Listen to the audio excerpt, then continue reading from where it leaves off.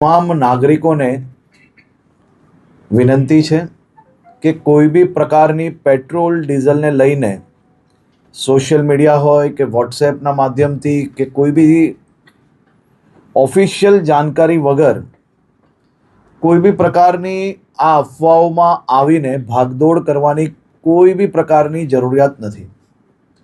રાજ્ય સરકાર અને ખાસ કરીને કેન્દ્ર સરકાર દ્વારા આ જથ્થાઓ અને સપ્લાય માટેનું ડેલી નિરીક્ષણ થાય છે અને રાજ્યને તમામ પેટ્રોલ પંપો પર પેટ્રોલ ડીઝલ માટે પૂરતી વ્યવસ્થાઓ પહોંચી વળે તે માટેની સંપૂર્ણ તૈયારીઓ બી છે. મારી રાજ્યના સૌ નાગરિકોને બે હાથ જોડીને વિનંતી છે કે આ પ્રકારની વાતો કોઈનો બી વોટ્સએપ મેસેજ આવ્યો હોય એને સીધું જ આપણે બીજા લોકોને ફોરવર્ડ કરીએ.